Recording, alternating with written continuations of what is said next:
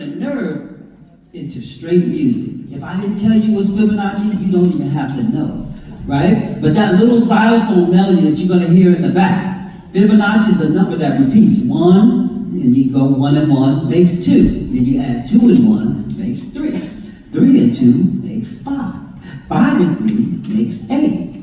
So if I do that in notes, 1, 2, 3, 4, 5, 6, 7, 8 becomes do, re, mi, fa, sol, la, ti, do. We see an 8, we hit do. We see a 1, we hit do. We see a 4, we go do, re, mi, fa. We hit that. And this is how the melody of Fibonacci's come. The opening of Fibonacci is 1, 1, 2, 3, 5, 8.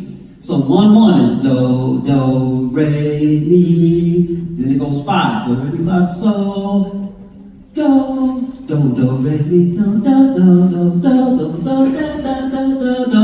Do, do, do, da, do, da, do, da. You're going to hear this melody over and over and over, and that's a Fibonacci DNA, just repeating over and over and over. Why does it repeat after so many numbers? We don't know, but it's a beautiful thing. Yes. It seems to me that is, what he's describing is the natural order of things. This is the origin of life. That's what I'm excited about. Yeah, and so with the hero's journey, it's like it's just digging into it. Now, I don't have to say this part, but you're going to hear these chords come behind that little simple melody. And these chords are supposed to come like the winds of like eternity. And those chords are based on looking at the number of pi as a jazz chord chart.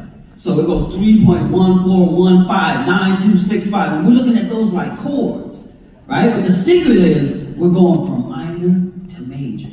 Minor to major. For whatever reason, when we do that, it just sounds like Brahms or something. Like it sounds like Hans Zimmer, Danny Elfman. It just has a lot of power. So we're telling a hero's journey and we're using music to get us there. Now, what I'm driving at as an artist, I believe that the world is a little bit behind because for their highest education, they have STEM schools. That stands for science, technology, engineering, and mathematics. Now, what's missing from that picture? Art.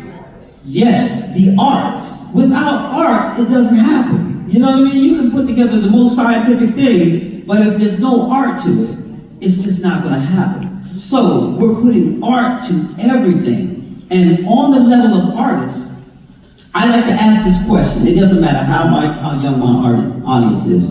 How many people in this room have heard of Mozart? Right? How many people in this room have heard of Beethoven?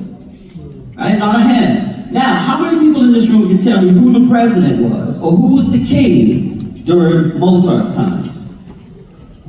Not many hands go up, right? Right? Who was the king and the president, the leader during Beethoven's time? Right?